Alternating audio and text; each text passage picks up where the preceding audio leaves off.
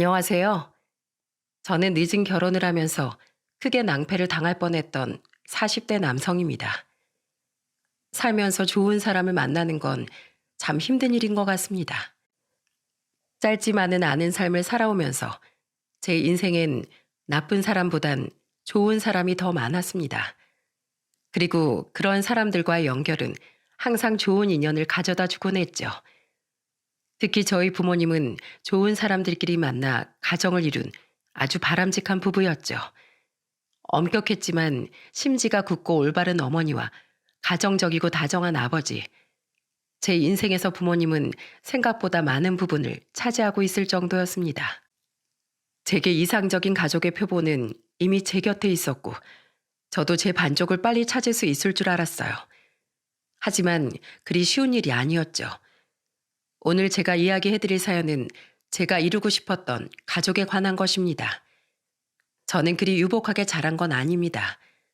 어머닌 밭일을 하는 주부였고 아버지가 벌어오는 돈으로 생활하는 어찌 보면 그 당시에 가장 보편적인 가족 형태였죠. 지금이야 맞벌이가 많지만 그땐 전업주부나 밭일하는 여자도 상당히 많았으니까요. 어머닌 절 올바르게 키우려 가장 많이 애를 쓰셨습니다. 다른 집 담벼락에 낙설하거나 그 시절 가면 안 된다고 했던 오락실을 가서 돈을 왕창 쓰고 올 땐 어김없이 제게 매를 드셨어요. 종아리 실컷 맞고 눈물에 젖은 베개에서 자고 있었는데 종아리가 간질간질하더군요. 설핏 잠에서 깼는데 제 종아리에 약을 발라주시며 어머니가 울고 계셨어요. 얼마나 아플까. 엄마 속도 모르고 왜 그런 짓을 해서. 많이 아팠지? 그러면서 꼭 안아주시는데 그때의 기분은 참으로 말하기 곤란한 그런 것이었습니다.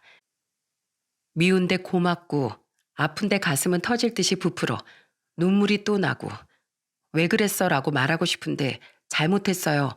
다신 안 그럴게요 하는 말이 나오는 그런 경험이었습니다. 그리고 그 매 덕분에 저는 다른 사람에게 피해를 주지 않는 사람으로 성장할 수 있었던 것 같아요. 어머니의 사랑은 엄격하고 단단했지만 그 안엔 말랑하고 따뜻한 걱정으로 가득 차 있었습니다. 아버진 화물차를 운전하는 분이셨습니다. 전국의 물건을 떼서 운전을 하며 옮겨주는 단순하지만 무척 고된 일이었죠. 지금도 화물차 운전은 많이 힘든 일이지만 그땐 상상 이상으로 힘든 일이었어요. 그럼에도 아버진 웃음을 잃지 않는 분이었습니다. 지금 생각해도 아버진 당시 아버지 상들과는 전혀 다른 사람이었어요. 가정적이고 다정한 아주 따뜻한 사람이었죠. 저희 집은 항상 어머니가 혼내고 아버지가 달래는 구조였어요. 저는 어릴 땐 호기심이 많고 장난을 많이 치는 장난꾸러기였습니다. 그래서 매번 호기심에 사고를 치고는 어머니에게 크게 혼나 시무룩해 있는 일이 많았어요. 지금 생각해보면 다 맞는 말이고 저를 위한 일이었는데도 그 당시엔 뭐가 그렇게 서럽고 억울했는지 모르겠지만 그땐 어머니에게 혼나고 눈물을 흘린 적도 많았어요. 그리고 그럴 때마다 아버진 벌 받고 있는 절 몰래 데리고 가서 맛있는 걸 사주며 달래주셨어요. 동윤아, 엄마가 너 싫어해서 그러는 거 아니라는 거 잘 알고 있지? 네가 하는 장난들이 너한텐 장난처럼 보일지 몰라도 엄마에겐 큰 사고로 이어지는 일처럼 보이기 때문에 화를 내는 거야. 그 말이 당시엔 이해가 됐지만 솔직히 받아들이고 싶지 않은 마음이었어요. 그러면 항상 부르퉁한 표정이 되었는데 그럴 때마다 아버지가 제 입에 맛있는 걸 넣어주셨어요. 길거리에서 파는 풀빵, 붕어빵, 튀김이나 꼬치 같은 거 말입니다. 자주 먹지 못하는 맛있는 간식들로 전 언제나 위로받았죠. 그리고 그 뒤엔 항상 듬직한 아버지가 계신다는 걸 알고 있었고요. 그렇게 절 배불리 먹이고 나면 집에 들어오면서 제게 윙크를 하며 어머니에게 큰 소리로 말하곤 하셨습니다. 여보, 동윤이 이놈 내가 많이 혼내줬어. 그러니까 당분간은 조용할 거야. 그러니까 너무 많이 혼내지 말고. 알았지? 예? 제가 벌써 많이 혼냈는데 당신까지 애를 혼내면 어떡해요. 세상에 애가 얼마나 마음이 쓰이겠어요. 아유, 정말 못 살아. 나한테 말이 나고 가서 그러지. 동윤아, 괜찮아? 아빠가 잘 모르고 또 혼내셨나 보네. 엄마 그렇게 많이 화난 거 아니야. 걱정이 돼서 그런 거야. 너무 마음 쓰지 마. 알았니? 어머님 그렇게 말씀하시며 절 토닥이면서 꼭 끌어안아 주셨어요. 외동아들로 태어나 어머니와 아버지 품에 번갈아 안기는 그때의 기억은 지금 생각해도 따뜻하고 훈훈한 그런 비교할 수 없는 온기가 있었습니다. 그리고 그 따스한 가족의 추억은 지금도 사라지지 않는 보석이 되어 마음속에 남아 있습니다. 그렇지만 헤어짐이란 정말 순식간에 찾아오더군요. 아버진 화물차를 운전하시다가 사고가 나서 돌아가셨어요. 제가 가장 힘들고 아팠던 건 아버진 그날도 절 위해 검정 비닐봉지에 통닭을 시장에서 사와 조수석에 실어 가지고 오고 계셨다는 거예요. 그날 오전에 어머니에게 아버지가 전화를 했었거든요. 동윤이 줄 맛있는 통닭 사가지고 갈 테니까 저녁에 보자고요. 그 말을 끝으로 아버진 영영 돌아오지 못했습니다. 여보, 여보, 정신 좀 차려봐. 나 좀 보라고. 제발. 병원에서 이미 고인이 된 아버지를 붙잡고 절규하는 어머니의 목소리. 그리고 저는 그 목소리를 들으며 아무런 소리도 낼 수 없었습니다. 그 단단하던 어머니가 무너지는 걸 보고 두려웠거든요. 저라도 어머니를 지탱해 드려야겠다고 생각했어요. 그렇지만 슬픔은 사라지는 게 아니었고 어머니 몰래 제 방에서 참 많이 울기도 했습니다. 아빠, 아빠, 엄마가 많이 힘들어요. 저도요. 왜 저희만 두고 가셨어요? 그렇게 울고 나면 좀 괜찮다가도 어머니가 힘들어하는 걸 보면 또 울적해지고 그리고 전 그 뒤로 사고 현장을 직접 목격한 것도 아니고 아버지 박살난 차만 보았음에도 한동안 큰 차에 대한 두려움으로 큰 길가나 공장 근처의 길은 다니지도 못했어요. 큰 차가 옆에 있다는 것만으로 두려움이 생겨 금세 자리를 피해 골목으로 피하곤 했습니다. 저를 가장 잘 이해해주던 이해자였고 아버지이기 이전에 친구 같은 친밀감이 있던 아버지를 잃고 저는 차를 타는 것이 두려웠습니다. 지금도 솔직히 다 나은 건 아니에요. 여전히 큰 차는 무섭고 고속도로는 더 무서우니까요. 그런데 무서움보다 슬픔이 더 힘든 거 아시나요? 무서운 건 피하면 되는데 슬픈 건 피할 수 없이 불쑥 다가왔습니다. 아버지와의 추억이 항상 먹는 것과 연결되어 있다 보니 맛있는 음식을 먹을 때나 아버지와 함께 먹었던 간식을 먹을 때면 문득문득 아버지 생각에 잠기게 되더라고요. 아버지는 아들 바보라는 말을 들을 만큼 절 무척 좋아하셨거든요. 항상 맛있는 걸 먹더라도 저에게 먼저 주시고 나셔서 할머니께서 그런 말도 한 적이 있었습니다. 자식 없는 놈 서러워서 살겠나. 아주 좋아 죽네 그려. 아들 안 낳았으면 어쩔 뻔했어. 그러면서 고개를 절레절레 흔들며 피식 웃곤 하셨거든요. 아버지가 사랑한 건 저뿐만이 아니었습니다. 어머니와도 굉장히 금실이 좋으셨어요. 두 분을 보며 저도 좋은 여자를 만나 가정을 이루는 것에 대한 꿈을 가지게 됐죠. 아내를 만난 것은 다른 사람들보다 조금은 늦은 30대 끝자락이었습니다. 그리고 그때는 저의 든든한 보호자였던 어머니는 암 투병 중이었어요. 담도암이었습니다. 생존율이 낮고 치사율이 높은 그런 악명 높은 암이었죠. 정확히 아버지가 돌아가신 지 20년 후였습니다. 아버지가 돌아가시고 어머니는 절 위해 악착같이 일하셨어요.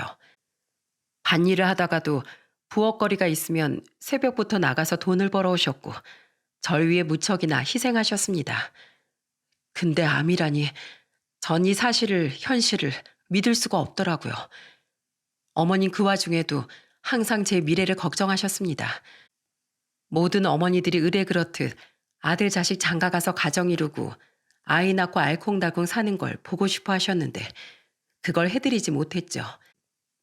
그런 죄송함과 책임감으로 전 당시에 만나고 있던 제 아내와 결혼을 하기로 마음먹었습니다. 아내는 평범한 직장인으로 어머니와 대화도 잘 통하고 기분을 잘 맞춰주는 사람이었어요. 어머니를 위해 서둘렀던 결혼이었는데 그게 화근이 될 줄은 그때는 정말 몰랐죠. 그렇지만 어머니 무척 좋아하셨어요. 저를 향해 웃어 보이며 말씀하시더군요. 이제야 마음이 좀 놓인다. 너 놔두고 갈 거 생각하면 마음이 아팠는데 네 옆에 이렇게 든든한 사람이 있다면 됐다. 이제 나 더 이상 바랄 것도 없어.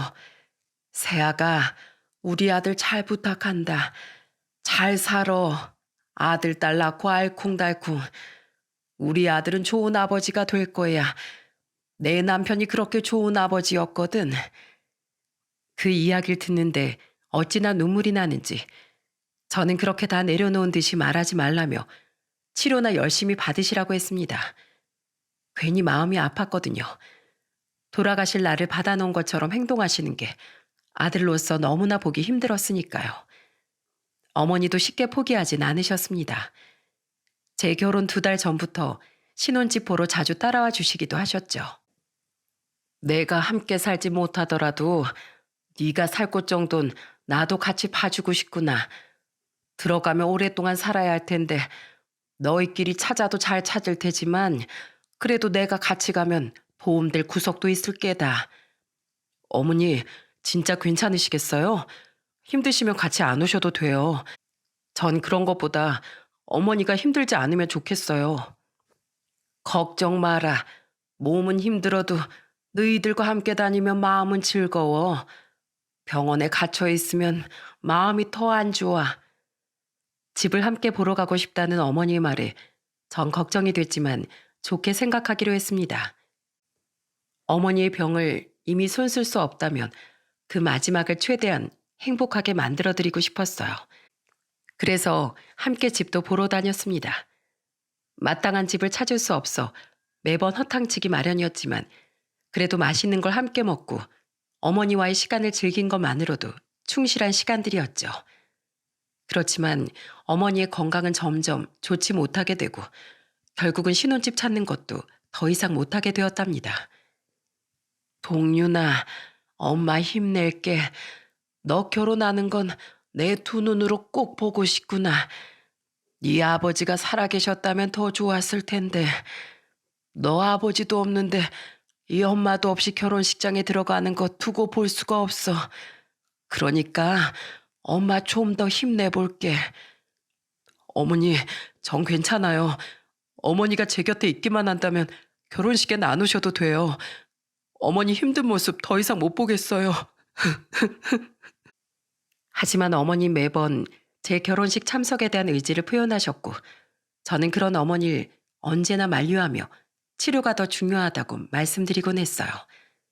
컨디션이 나쁘지 않았는데 결혼식 1달 전부터 갑자기 나빠지더니 아예 손쓸 수 없을 만큼 안 좋아지시더군요.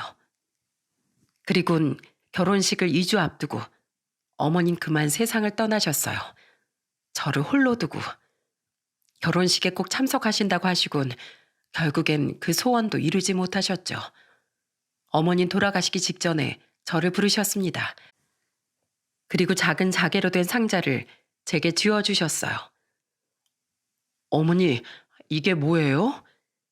자개 상자는 반들반들했습니다. 안을 열어보니 금붙이 몇 가지가 보였어요. 이거 너희 아버지랑 내가 함께 나눠 낀 결혼 반지다. 순금은 아니지만 그보다 더 귀한 우리 마음이 담겨 있지. 그리고 이 시계도 비싼 거 아니야. 네 아버지가 할아버지에게 선물 받은 시계야. 아들을 위하는 마음이 담겨 있으니 너에게 주는 게 맞겠다 싶더라고. 네가 착용하기엔 다 옛날 것들이야.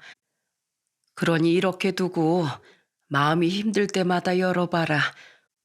우리 아들한테 많은 힘이 될 거야. 어머니, 전 어머니의 말에 울컥했습니다. 값어치를 매길 수 없는 물건들이었어요. 어머니가 제 손을 쓰다듬으며 말씀하셨어요. 엄마가 혼자 너 키우면서 벌어놓은 건 많이 없어. 그래도 너 장가가면서 필요할 만큼은 모아뒀지. 그 돈만으론 부족할 테니 내 이름으로 된 농가밭을 처분한 돈으로 신혼집 하나 장만해서 들어가거라. 집이 있어야 마음이 든든한 법이다. 다른 거 할 생각 말고 꼭 집부터 살아. 엄마가 그때까지 살아있으면 좋으련만 너 결혼하고 집 사서 손주 낳는 것만 보면 소원이 없을 텐데 아마 그건 힘들지 싶구나. 어머니 무슨 말씀이세요? 어머니 꼭 일어나실 수 있어요. 뭐든 다 할 테니까 아프지만 마세요. 제발요. 하지만 저의 부탁에도 어머니는 그 말을 남기고 이후로는 의식을 찾지 못하고 돌아가셨습니다. 어머니, 어머니, 저 결혼하는 거 봐주신다고 하셨잖아요. 어머니 없이 저 혼자 어떻게 살라고요? 사랑합니다, 어머니. 고맙습니다, 어머니. 그렇게 어머니는 제 손을 잡으시고 눈을 감으셨습니다. 어머니에게 납골당 앞에서 약속을 했습니다. 어머니, 꼭 지켜봐 주세요. 무슨 일이 있어도 열심히 살겠습니다. 그리고 행복한 가정을 꾸려서 어머님이 하늘에서 흐뭇하게 지켜볼 수 있도록 최선을 다할게요. 사랑합니다, 어머니. 그렇게 어머니 마지막을 배웅해드리고 저는 결혼 준비를 다시 시작했어요. 그런데 아내가 결혼식 며칠 전 제게 말하더군요. 있잖아, 우리 식구들이 당신이랑 잠깐 나오래. 밥이나 함께 하자고. 괜찮겠어? 저는 아내의 그 말에 고마운 마음이 들었습니다. 저를 위로해주기 위해 처가 식구들이 만나자고 하는구나 하고 생각했거든요. 정말 고마운 마음이잖아요. 가족을 잃은 슬픔을 위로해주는 가족. 그런데 전 곧 그 자리에 나간 걸 후회하게 됐습니다. 저를 위로해주기 위한 자리라고 생각했는데 뜬금없는 말을 하더군요. 김서방, 자네 어머니 돌아가시면서 자네 앞으로 나온 것도 많지? 내가 가만히 생각을 해봤는데 아무리 그래도 결혼인데 예단이나 예물 같은 것도 해야 하지 않을까 싶어서 불렀네. 장인어른, 물론 자네 사정 잘 알지. 얼마나 힘든지 알아. 하지만 산 사람은 살아야 한다고 재산 정리도 다 해야 하지 않겠는가? 그게 지금은 아니잖아요. 하고 소리치고 싶은 걸 꾹 참았습니다. 사실 예단 예물과 관련된 일들은 어머니가 살아계실 때 이미 이야기가 다 된 거였어요. 어머니가 아파서 투병 중이기도 하고 처가댁 식구들 사정도 뻔하니 그냥 안 주고 안 받는 걸로 하자고 말입니다. 그런데 예단과 예물 이야기를 꺼내는 처가를 보니 순식간에 기분이 안 좋아지더라고요. 제가 어이없는 표정으로 장인을 빤히 쳐다만 보고 있자 장모가 끼어들어 말을 하더군요. 김서방, 우리도 맨입으로 그러자는 건 아닐세. 그렇지만 결혼을 했는데 서로 오고 가는 게 없으면 다른 사람들이 욕해. 현물 같은 거 말고 현금으로 성의 표시만 해도 되지 않은가? 그러면 장인어른과 장모님께선 대체 얼마를 받고 싶으신 건가요? 저희 집엔 이제 현물이든 현금이든 받으실 분도 없으신데. 결국 표정으로 저의 짜증나는 기분이 모두 드러나 버렸어요. 제 얼굴을 본 아내가 중간에 끼어들어 말했습니다. 엄마, 아빠, 너무하잖아. 이 사람 어머니 돌아가신 것도 얼마 되지 않았는데 무슨 돈 이야기야. 나중에 해, 나중에. 미안해. 요즘 우리 부모님이 많이 힘드셔서 그래. 당신 이해 좀 해줘. 아내가 중간에 나서지 않았다면 이때 결혼을 하지 않을 수도 있었을 텐데 눈치 빠른 아내 때문에 저는 이 일을 없던 일로 하고 결혼을 할 수 있었습니다. 그리고 그 현금도 결국엔 서로 주고받는 거 없도록 합의를 봤어요. 그리고 이 묘한 불쾌함에 저는 처가댁에 대한 신뢰보다는 불신이 먼저 생겨나고 말았습니다. 하지만 그때까지만 해도 중간에서 현명하게 대처를 해준 아내 덕분에 결혼을 진행하기로 했습니다. 장인 장모도 더 이상 제게 무리한 요구를 하지 않았고요. 오히려 제 손을 잡고 우리가 생각이 짧았다면서 사과를 해 이해를 하려고 노력했습니다. 아내와 결혼하지 장인 장모하고 하는 건 아니라고 생각했으니까요. 그렇게 결혼식이 끝나고 어머니가 남겨준 재산으로 전 새 신혼집을 장만하기로 했습니다. 발품을 많이 팔았어요. 돌아가신 어머니도 좋아하실 만한 집으로 들어가고 싶었거든요. 아내와 처가댁은 당연한 듯 돈 한 푼도 보태주지 않았습니다. 요즘엔 남자가 집을 해오는 추세라고 하니 저도 큰 불만은 없었어요. 집을 산 당시에만 하더라도 말이죠. 아내는 제게 항상 미안해했습니다.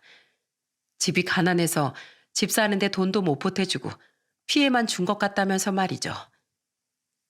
우리 부모님 엄청 힘들게 일하면서 딸 둘을 키우셨어. 두 분 다 육체 노동을 하시는 분들이다 보니 연세가 드셔서 지금은 일을 하고 싶으셔도 잘 못하셔. 그래서 버는 돈보단 쓰는 돈이 더 많아지고 내가 벌어서 지원을 해드려도 힘든 상황이거든. 그러니까 당신이 좀 이해해주면 안 될까? 나중에 돈 많이 벌면 나도 당연히 갚을 생각이야. 둘이서 같이 사는 곳인데 어떻게 당신한테만 모든 걸 다 맡길 수가 있겠어. 결국 저는 제 돈으로 혼수까지 해야 했습니다. 처가댁의 상황을 충분히 알고 있었으니까요. 일용직으로 힘들게 생활하는 장인어른의 식당 허드렛 일을 하며 생계를 책임지는 장모님까지 두 분이 어렵게 두 딸 키우느라 고생했을 거라 생각하며 아내 하나만 보고 결혼을 해야겠다고 생각했죠. 하지만 결혼하자마자 지옥 같은 일들이 펼쳐질 줄은 꿈에도 몰랐습니다. 신혼집 입주한 지 6개월 만에 장인, 장모, 처제까지 셋이 단체로 짐을 싸서는 저희 집으로 쳐들어왔거든요. 그날의 충격을 지금도 잊을 수가 없어요. 세 명이 양손 가득 짐을 들고 집으로 오는데 이거 뭔가 잘못됐다 싶은 생각이 들었거든요. 여보, 큰일 났어. 아버지가 사정이 있으셔서 사채를 쓰셨나 봐. 나한테 이야기했으면 어떻게든 돈 마련해 드렸을 텐데 나 결혼했다고 말하시길 꺼려하셨대. 결국 못 갚아서 사채꾼들이 쳐들어와서 보증금까지 다 뺏기고 우리 가족 이대로 길거리에서 지내게 생겼어. 당신한테 말하려고 했는데 너무 미안해서 말도 못하고. 우는 아내의 모습에 저는 당황하면서 말했습니다. 아니, 이런 일이 있으면 나한테 미리 상의를 해야 할 거 아니야. 지금 당장 갈 곳도 없으시대? 미안해. 그래도 며칠 뒤면 돈이 좀 생길 수도 있는데 집에 없으니까 보증금 벌 때까진 머물 곳이 필요해. 혹시 우리 부모님이랑 동생 여기서 묵을 수 있도록 해줄 수 없어? 당분간만이야. 계속 있을 건 아니고 한 3개월만이라도. 당분간이란 단어에 저도 고개를 끄덕일 수밖에 없었습니다. 중간에 기분이 나쁜 일이 있었다 하더라도 그래도 가족은 가족이잖아요. 그리고 딱한 상황에 처한 사람을 돕지 않는다는 건 너무한 처사라고 생각했으니까요. 김서방, 3개월 동안 잘 부탁하네. 우리도 우리 일이 있으니 크게 패기치는 일은 없을 걸세. 자리 잡힐 만큼 돈 모이면 알아서 나갈 테니까 걱정 말고. 네, 알겠습니다. 그럼 계시는 동안 편하게 지내세요. 그렇게 처가댁과의 동거가 시작됐습니다. 그런데 장인 장모 이상한 행적들이 보이기 시작했어요. 한 번은 분리수거를 하러 갔는데 일반 쓰레기 안에서 복권 더미가 산더미처럼 쌓여 있더라고요. 저는 양이 너무 많아 당황해 쓰레기 봉투를 열어 확인까지 했습니다. 놀란 나머지 집에 들어가자마자 아내에게 물었죠. 여보, 이게 다 뭐야? 무슨 복권 이렇게 많이 샀어? 어? 그거 엄마 아빠가 사서 긁은 거야. 근데 무슨 문제 있어? 당첨되면 좋잖아. 별거 아닌 투로 말하더군요. 저는 당황했습니다. 아니, 돈도 없는 양반들이 이렇게 수십 개를 산다고? 이게 다 얼마치야? 한눈에 봐도 10만 원 훌쩍 넘겠는데? 뭘 그렇게 놀래? 혹시라도 당첨되면 우리도 좋은 거잖아. 엄마 아빠도 심심하시고 혹시나 하는 마음에 해본 거겠지 뭐. 원래 사람이 그렇잖아. 어려울수록 이런 운에 맡기는 거. 아무렇지 않게 말하는 아내를 보면서 조금 실망했습니다.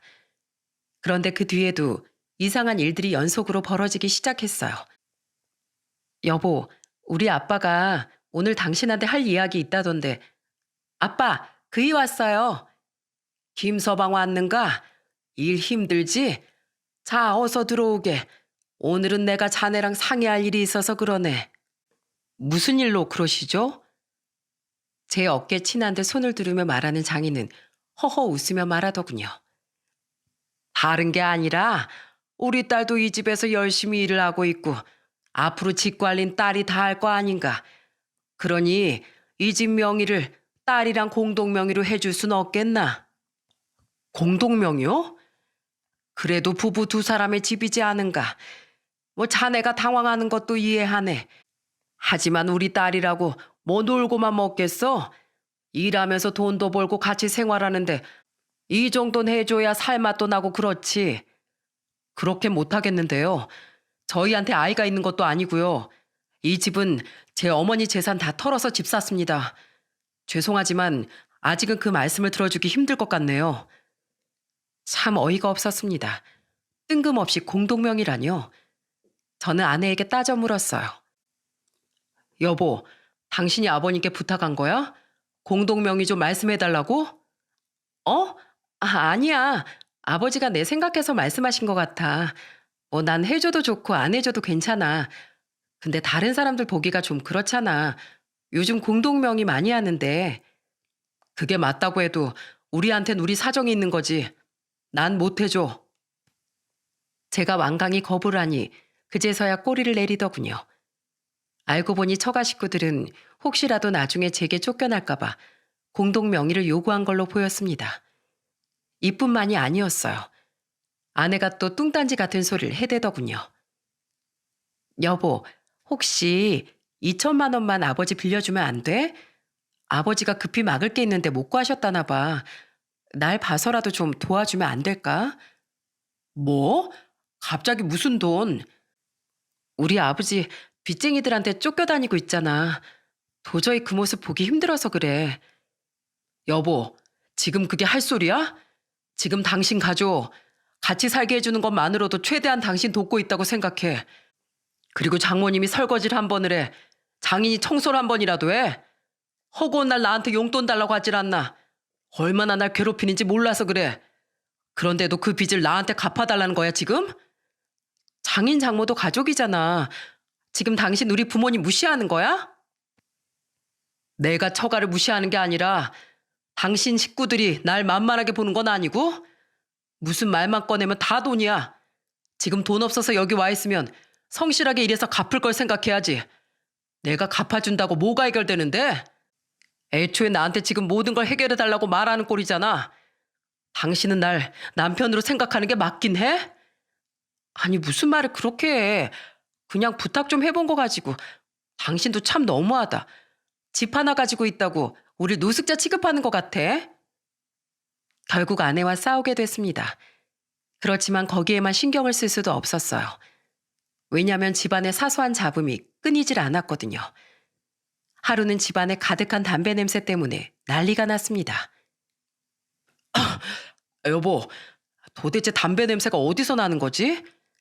담배 냄새? 뭐 윗집이나 아랫집에서 피는 거겠지. 근데 냄새가 완전 집에 스며든 것 같은데? 소파에서도 냄새가 나잖아. 온 집안에 가득한 담배 냄새 때문에 결국 관리사무소를 찾았지만 아랫집도 윗집도 담배를 피우지 않는다고 하더군요. 도무지 어디서 담배 연기가 들어온 건지 이해가 되지 않았어요. 냄새 때문에 머리가 아픈 저와는 달리 아내는 오히려 태어나더군요. 너무 신경 쓰지 마. 섬유 탈취제 사서 뿌리면 되겠지. 내가 냄새 싹 없애놓을게. 제가 너무 예민하게 구는 건가 싶어 참으려고 했습니다. 그런데 더 이상 참을 수 없는 일이 일어나고 말았어요. 저는 항상 안방에 현금 50만 원을 비상금으로 놔두고 있었습니다. 언제 현금이 필요할지 모르니까요. 다음 날은 동료의 결혼식에 갈 예정이어서 축의금을 미리 준비할 생각이었습니다. 그런데 비상금으로 숨겨뒀던 현금이 감쪽같이 사라졌더군요. 집안에서 제가 모르는 일이 벌어지고 있었습니다. 담배 냄새며 사라진 돈이며 너무 설명 안 되는 일이 많았으니까요. 아내한테 물어봤더니 모른다고 하고 장인 장모한테 직접적으로 말하면 의심한다고 기분 나빠하실까봐 전전긍긍할 수밖에 없었어요. 그래서 전 하나의 방법을 강구할 수밖에 없었습니다. 도대체 내 집에서 무슨 일이 벌어지는지 정확히 알고 싶어 집안에 소형 카메라를 달았어요. 분명 범인은 집 안에 있을 거라고 생각이 들었거든요. 그리고 안방과 거실 영상에 찍힌 영상들을 확인한 순간 저는 깜짝 놀라고 말았습니다. 장인과 장모가 저희 안방에 수시로 드나들며 온 방안을 뒤지고 있는 장면을 목격하게 된 거였어요. 그리고 이것뿐만이 아니었습니다. 얼마 뒤부터 웬 사람들이 저희 집으로 드나들기 시작했어요. 그리고 그 사람들의 정체를 알고 저는 경악할 수밖에 없었죠. 제가 출근을 하고 난 뒤 저희 집은 한바탕 난장판이 되었더군요. 게다가 장인, 장모, 처제 누구도 출근을 하지 않았습니다. 그들은 바닥에 두꺼운 천을 깔아두고 사람들을 제 집으로 맞이하기 시작했습니다. 어서 와요. 오늘은 현금 좀 많이 가져왔죠? 그럼 오늘은 내가 돈 다 긁어갈 테니까 각오들 하라고. 근데 사윈 출근했나 봐. 네, 1시간 전에 출근했수. 도박판 버리는데 이렇게 보안이 철저하고 좋은 데는 없수. 그러니 마음 편히들 화투들 치세요. 그리고 하루 임대료 20만 원인가 알죠? 아저씨 아주머니들 언제든지 담배나 커피 필요하시면 말씀하세요. 커피는 5천 원이고 담배는 1만 원이에요. 전 이 모습들을 보고 기절초풍하는 줄 알았습니다. 알고 보니 이 사람들은 아내와 제가 출근을 하면 저희 집에서 도박판을 벌이고 있었던 겁니다. 여러분들이 TV에서 봤던 전문 도박꾼들 말이죠. 거의 대부분이 50대 이상이었고 장모와 장인은 고스톱을 외치며 열심히 도박을 하고 있더군요. 처제는 커피를 타주기도 하고 심부름을 하면서 꽁지도 받고 아주 난리가 났습니다. 육체 노동이나 한다며 불쌍하다던 장인과 장모는 평생을 이렇게 살아온 주부 도박단이었어요. 전 언제까지 저러나 싶어 지켜보았습니다. 그런데 거의 이틀에 한 번꼴로 집안에서 도박이 벌어지고 있더라고요. 제가 출근한 시간 동안 말입니다. 이것들을 쫓아낼 명분은 충분했지만 증거를 더 모을 생각이었어요. 이 정신 나간 인간들을 한 번에 싹 쓸어버릴 작정이었죠. 그리고 결국 제 인내심이 터져버린 사건이 발생했습니다. 세상에나 어머님이 제게 마지막으로 주신 자개 상자를 그것들이 훔쳐가는 걸 목격하게 되었거든요. 장모와 장인은 도박을 하고 돈을 다 잃었는지 제 안방을 뒤지기 시작했어요. 그리고 그 자개 상자를 발견하게 된 거였죠. 그리고는 어디론가 향하더니 다시 집으로 오더라고요. 딱 봐도 그 자개함 속에 있는 물건들을 처분하려고 했던 걸로 보였습니다. 더 이상 지켜볼 수만은 없었어요. 이 사람들은 사람들도 아니었어요. 그냥 도박에 미친 종자들이었습니다. 저는 결국 참지 못하고 그 길로 회사에 연차를 쓰고 집으로 향했습니다. 아주 부셔버릴 각오로 말이죠. 그리고 현관 도어락을 열고 집 안으로 들어갔습니다. 퇴근 시간이 한참 남았는데 제가 집으로 들어오니 모든 사람들이 기겁을 하며 제 눈을 마주치지도 못하더군요. 지금 이게 다 뭐 하는 짓입니까? 이미 집안은 한바탕 난리가 났습니다. 거실엔 여기저기 화투패들이 흐트러져 있었고 집안에 있던 사람들은 혼비백산 놀라 내빼기 바빴죠. 그 와중에 장인과 장모는 경찰이 아닌 제가 왔다는 사실에 눈에 띄게 안도하며 제게 도리어 소리를 지르더군요. 김서방, 아유 놀랬잖아. 신고받고 경찰이 급습한 줄 알고. 이게 다 무슨 일이야 글쎄. 지금 근무 시간에 왜 여기에 왔어? 제가 묻고 싶은 말입니다. 이게 다 뭐란 말입니까? 남의 집에서 불법 도박판을 벌이고 있다뇨. 분통을 터뜨리며 말하자 장인이 그러더군요. 이복의 사위, 진정해. 이건 그냥 취미로 하는 거고 한 번뿐이었어. 그냥 가까운 사람들끼리 심심해서 화투 좀 친 걸세. 오해하지 말게. 오늘이 처음이었다고요? 그리고 지금 돈다발이 여기저기 보이는데 이게 취미라고요?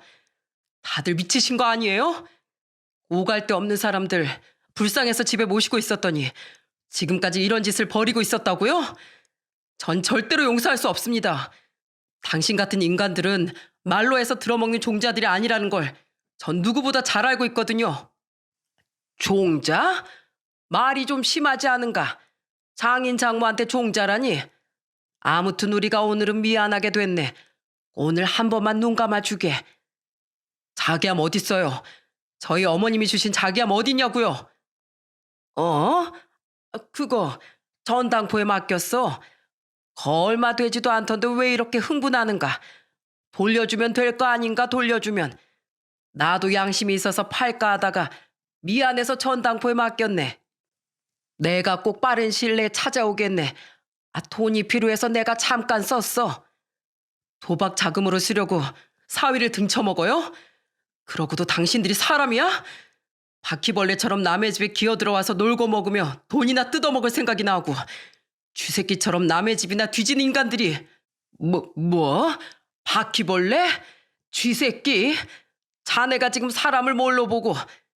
사람 같지도 않은 것들이 사람 흉내내는 거 두고 볼 생각 없으니까 당장 우리 집에서 나가요. 당장! 하지만 이 사람들은 나갈 생각을 안 하더군요. 갑자기 집안을 치우기 시작했고 어디론가 전화를 하기 시작했습니다. 아마도 아내한테 전화한 걸로 보였어요. 저는 그러거나 말거나 처가 식구들의 짐을 모두 현관 밖으로 옮기기 시작했습니다. 그렇게 시간이 좀 지나니 아내가 헐레벌떡 집으로 뛰쳐오더군요. 여보, 갑자기 왜 이러는 거야? 말로 해, 말로. 우리 부모님들이 물론 잘못하긴 했지만 일단 진정 좀 하고. 당신도 한패지? 당신 부모님 도박 다닌 거 왜 이야기 안 했어? 하긴 말했으면 내가 결혼하자고 했을 리가 없지. 일용직에 식당 허드렛 일이나 하고 산다며? 당신을 힘들게 키워주신 고마운 분들이라며? 너무 불쌍해서 받아줬더니 이렇게 은혜를 배신으로 갚아? 여보, 내가 미리 말 못해서 미안해. 나도 그만하라고 말했는데 듣질 않으셔서. 너네 부모 사채업자한테 쫓겨다닌 것도 도박비 때문에 그런 거지? 그래서 나보고 공동명의 해달라고 했던 거였냐? 진짜 세상에 믿을 사람 하나 없다. 됐고, 난 더 이상 당신 가족들이랑 못 살아. 이 모든 걸 방관한 당신도 마찬가지고. 여보, 난 잘못 없잖아. 내가 무슨 잘못을 했다고 그래. 잘못이 없다고? 당신도 알고 있었잖아. 이 집 화투판 대여해준 값으로 20만 원씩 당신이 받았잖아. 이미 카메라에 다 찍혀있고 내 집에서 이런 짓을 벌인 당신도 용서 못해. 카메라가 설치됐다는 제 말에 처가 사람들이 놀라 입을 틀어막더군요. 아무도 카메라가 설치된지는 몰랐던 것 같았어요. 카메라까지? 여보, 진짜로 우리 길바닥으로 다 내쫓는 거야? 난 못 헤어져. 당신이랑 어떻게 결혼했는데 내가 왜 헤어져? 못 나가. 그래, 우리가 잘못했네. 한 번만 봐주게. 우리 앞으로는 조용히 살겠네. 아이고, 사이가 장인장물 이 추운 날 길거리로 내쫓는다니. 어떻게 이런 천인공노할 짓을 할 수 있나? 아주 이 사람들은 저를 회유했다, 겁박을 했다, 생쇼를 하기 시작했습니다. 저는 조금 전에 했던 대로 처가 식구들 짐들을 모조리 집 밖으로 던져버렸어요. 아내 짐도 함께요. 제 행동에 아내가 소리를 지르며 저를 막더군요. 여보, 이게 뭐하는 짓이야? 정말 나랑 갈라서겠다는 거야? 어쩜 사람이 이렇게 야박해? 야박 좋아하시네. 양심이라는 게 있으면 당장 나가. 두 번 다신 꼴도 보기 싫으니까. 난 여기서 못 나가. 아니, 안 나가. 당신이 처음에 우리가 여기 살도록 허락해줬으니까 우리한테 마음대로 나가라고 못해. 법적으로 그래. 난 안 나갈 거야. 마치 집을 점거하고 농성하는 사람처럼 비장하게 아내가 말하더군요. 장인 장모 처제는 슬그머니 방으로 가더니 문을 확 잠궈버리더라고요. 아예 여기서 떠날 의지가 없다는 모습이었죠. 저는 그 모습에 단단히 마음을 먹고 물었습니다. 진짜로 나갈 생각 없다 이거지? 나 못 나가. 나 죽어도 당신 옆에 있을 거야. 내가 왜 나가? 내가 당신 와이프인데? 아직까지 그런 팔자 좋은 말을 하신다? 좋아. 여기서 지옥문 열리는 거 보고 싶으면 내가 직접 그렇게 해줘야지. 저는 말이 안 통하는 그것들에게 선물을 주기로 했습니다. 그 즉시 경찰서에 전화를 했어요. 도박단 신고 좀 하려고 합니다. 제가 전부 잡아놨거든요. 증거 영상들도 있으니 빨리들 와서 잡아가 주세요. 제 신고에 경찰들이 출동했습니다. 그리고 집안에서도 난리가 났죠. 문을 열어주지 않으려고 하길래 저는 경찰에게 말했습니다. 문은 부서져도 상관없으니까 때려 부숴서라도 열어주세요. 결국 문이 열리고 집안에 있던 인간들은 다 도망가기 바빴습니다. 하지만 이것들은 공권력을 아주 우습게 봤나 봐요. 결론은 모두 잡히고 말았죠. 그때 경찰이 제 앞으로 와서 묻더군요. 혹시 이 사람들하고 무슨 관계인지 물어봐도 될까요? 저는 이 집 주인입니다. 이 사람들은 한때는 가족이었는데 이젠 더 이상 아무 관계도 아닌 사람들이에요. 불쌍해서 데리고 있었을 뿐인데 이런 일이 벌어질 줄은 몰랐네요. 얼마 전 집안에 돈이 없어져서 집에 카메라를 달아놨는데 세상에 제 집에서 도박장을 열고 있었더라고요. 제발 잡아가세요. 제 정신적인 스트레스가 말이 아닙니다. 그리고 오신 김에 이 여자들도 저희 집에서 내보내줄 수 있겠습니까? 지금 주거 침입죄로 신고하는 겁니다. 제 집을 불법으로 점거하고 있거든요. 제발 잡아가 주세요. 여보, 무슨 말을 그렇게 해. 우리 부부 사이잖아. 불법으로 점거라니. 경찰 아저씨 아니에요. 우린 부부 사이고 전 이런 일이 벌어지는 거 몰랐어요. 지금 이렇게 된 것도 남편이 걱정돼서. 아내의 말에 경찰관이 난처하다는 표정으로 말하더군요. 신경 쓰지 마세요. 어차피 법적으로 남남입니다. 이 여자랑 혼인신고 한 적이 없거든요. 여보, 진짜 왜 그래? 내가 미안하다고 했잖아. 제발 부탁해. 나 나가면 갈 곳도 없어. 그게 나랑 뭔 상관인데? 난 이제 당신하고 같이 있기 싫다니까. 그리고 당신이랑 당신 식구들한테 이미 정이 다 떨어졌어. 같이 살 생각 추워도 없다고.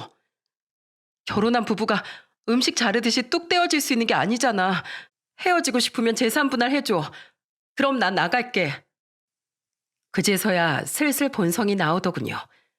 여러분, 이게 말이 되는 소리입니까? 잘못을 저지르고도 반성은커녕 적반하장식으로 나오는 아내를 보며 정말 정머리가 뚝뚝 떨어지더군요. 재산 분할 좋아하시네. 머리가 나쁘면 나가서 공부라도 해라. 난 당신 식구들을 정신적인 피해 보상 청구할 거니까 그렇게 알아. 그리고 당신 부모들이 내 돈이랑 자기함 훔쳐간 거 알지? 그거 절도죄인 거 알아? 싹싹 빌어도 모자랄 판에 이렇게 나오니 나도 더 이상 어쩔 수가 없다. 다들 콩밥 먹을 준비나 해. 결국 그 사람들은 전부 잡혀갔습니다. 그들이 나가고 집안을 보니 참 말이 다 안 나오더군요. 화투는 여기저기 널브러져 있고 커피에 담배에 음료수에 정말 열이 받아서 미치는 줄 알았습니다. 집안을 치우면서도 그냥 눈물이 나더라고요. 저는 아내와 만나면서 바라는 게 없었어요.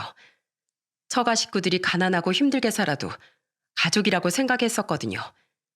제게 가족이 없으니 최대한 공경하면서 살려고 노력했습니다.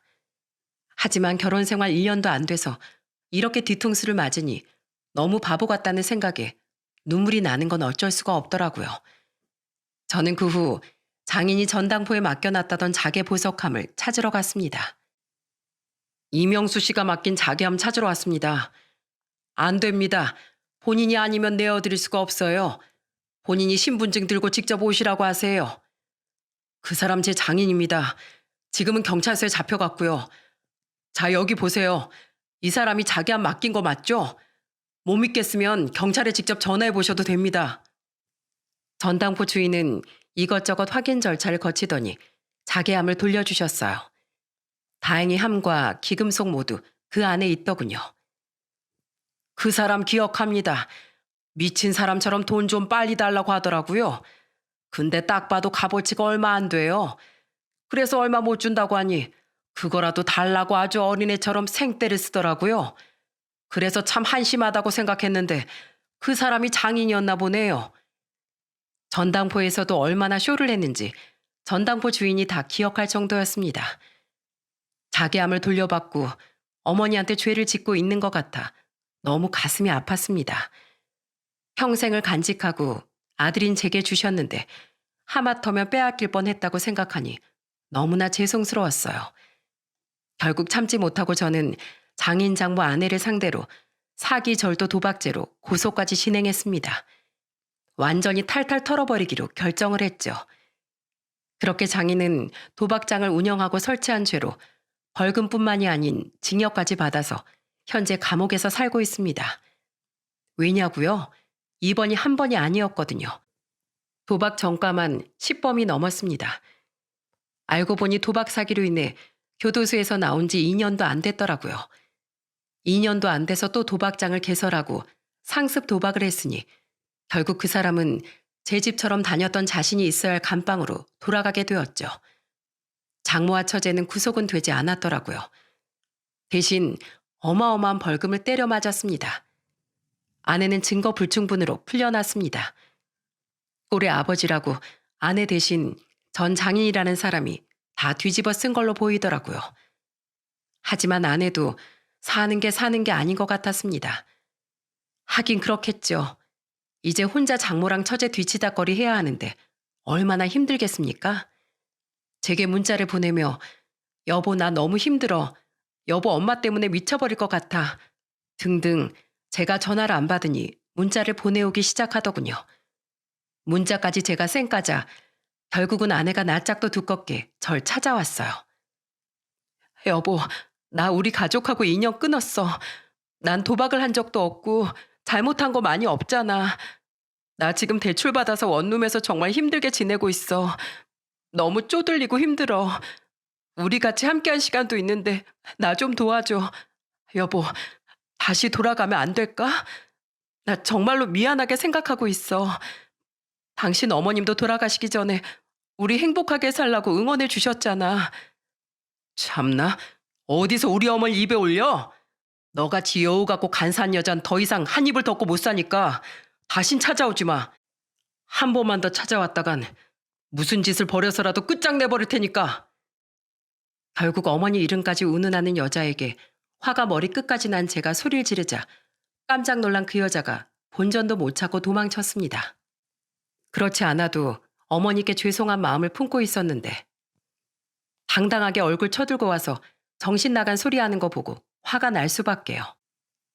저는 이 일들을 겪고 진이 다 빠져버렸어요. 그리고 신혼과 가정에 대한 환상을 품으며 구매한 그 집도 그 빛이 바래버렸더군요. 그래서 그 집을 팔기로 결정했습니다. 어머니가 돌아가시기 직전에 그렇게 당부한 집이었는데 판다는 결정을 하는 건 쉬운 일이 아니었습니다. 전 아내와 그 사람들이 또 찾아올까봐 이 집에서 편하게 살 수 없을 것 같았거든요. 집을 팔고 저는 다른 곳으로 이사를 갔습니다. 그렇게 저의 결혼 생활은 1년도 안 돼서 끝이 나고 말았어요. 이번 일을 겪으며 저는 참 많은 걸 느꼈습니다. 같은 사람이어도 짐승만도 못한 사람들이 있구나. 양심을 모르는 사람들, 염치가 없는 사람들, 상대방을 이용해 먹으려고 하는 사람들이 많다는 걸요. 상대방이 가엾고 불쌍하다고 해서 무조건적인 나눔과 베품은 오히려 독이 될 수 있다는 걸 뼈저리게 느끼게 되었네요. 물론 우리 대한민국 사람들은 좋은 사람들이 많습니다. 그중에 일부분의 사람들이 저런 극악무도한 짓을 벌이는 거겠죠. 안 그래도 요즘 살기 힘든데 제발 양심 있는 대한민국이 되었으면 좋겠습니다. 저도 사람 보는 눈을 더 키우려고 해요. 더 이상 이런 불행한 일을 겪지 않도록 많이 배우고 사회에 누가 되지 않도록 살아야겠습니다. 그리고 하늘에 계신 부모님한테 좋은 모습만 보여드릴 수 있도록 열심히 살겠습니다. 꿈을 계속 간직하면 언젠간 실현할 때가 온다는 명언이 있습니다. 그 명언처럼 저도 제 바람과 소망을 간직하며 열심히 사람과의 관계에 최선을 다한다면 그 소망 또는 그 소망에 버금가는 좋은 결과를 얻을 수 있길 기대해 봅니다. 이 사연을 듣고 계신 분들이 행복하고 좋은 일들만 있으시길 기원합니다. 긴 글 읽어주셔서 정말 감사합니다.